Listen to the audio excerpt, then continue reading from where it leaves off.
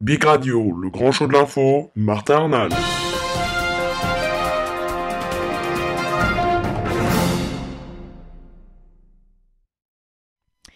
Bonjour à tous et bienvenue, merci d'être avec nous sur bigradio.fr, c'est parti pour le grand show de l'info, l'édition du lundi 24 juin 2013. Aujourd'hui nous revenons sur le FN et après la défaite du FN face à l'UMP au deuxième tour de Villeneuve-sur-Lot, et bien maintenant nous allons voir ce soir ce que prépare le FN. Et oui, ce n'est pas Marine Le Pen qui commentait ce matin les résultats de Villeneuve-sur-Lot. La présidente du FN se reposait de son déplacement en Russie. Elle a laissé ses lieutenants diffuser la bonne parole dans les matinales radio ou TV. La présidente du FN commentera l'événement politique mardi lors d'une conférence de presse. Dimanche soir en privé, elle se disait un poil déçue lorsqu'elle déclarait à des proches: Nous avons cru à une victoire, notre progression reste tout de même spectaculaire. En tout cas, depuis l'annonce de ces résultats dimanche, les dirigeants du FN font tous le même constat, résumé par cette formule de Louis Alliot: nous assistons à une tripolarisation de la vie politique française, l'UMP, le PS et le FN, aussi appelé tripartisme. Cette nouvelle donne électorale est issue des enseignements des deux dernières élections partielles de l'Oise et de Villeneuve-sur-Lot ce week-end. Dans un contexte de crise économique, sociale et politique, le FN apparaît comme le seul parti capable de mobiliser encore ses électeurs aujourd'hui. Ainsi, dimanche, la progression en nombre de voix du jeune candidat Étienne Bousquet-Cassagne par rapport à la semaine dernière est impressionnante, plus 7000 par rapport au premier tour.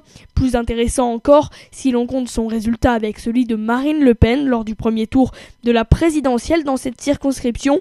Il gagne près de 2000 voix. Il va falloir regarder de près les résultats bureau par bureau, mais apparemment ce sont les abstentionnistes du premier tour qui se sont mobilisés pour nous hier et non pas des électeurs de gauche, confie Louis Alliot, le numéro 2 du FN, qui avait déjà fait ce constat lors des régionales et des cantonales en 2011. Son parti parvient, lorsque l'enjeu est fort, à faire déplacer des électeurs qui ne s'étaient pas prononcés ni pour la droite ni pour la gauche au premier tour.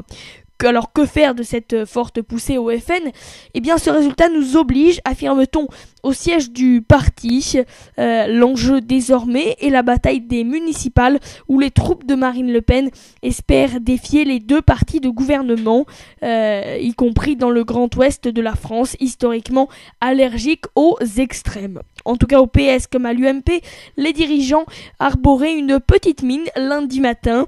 Michel Sapin a eu cette phrase sur BFM à propos de la situation du pays lorsqu'il déclare: « Je comprends que les Français de gauche puissent s'interroger. » Jean-Pierre Raffarin estime, lui, que lorsque le PS est au pouvoir, le FN est au second tour, et d'ajouter: « On voit bien que la compétition entre le Front National et l'UMP est engagée. Fini les débats et les alliances. » Et plus globalement, les résultats de l'Oise et de Villeneuve-sur-Lot traduisent une forme d'écœurement de la population, selon les mots employés ce matin sur France Inter par Cécile Duflot. La ministre du Logement a également estimé qu'il fallait apporter des réponses à cette crise politique. Comme tous les lundis, une réunion politique s'est tenue à Matignon autour du Premier ministre, du Premier secrétaire Harlem Désir et de quelques ministres. Les municipales ont été à l'ordre du jour avec la volonté face à l'urgence de proposer aux écologistes et au Front de gauche des listes d'union dès le premier tour. L'Élysée va pousser en ce sens, mais une réponse de stratégie électorale ne suffira pas bien sûr à contenir les nouveaux scores du FN. Parmi les slogans les plus répétés ces derniers jours par les troupes de Marine Le Pen, il y a la volonté d'en finir, je cite, avec le système UMPS, et c'est bien la mauvaise image dans l'opinion du PS et de l'UMP, additionnée à la crise économique qui sert aujourd'hui de carburant au FN.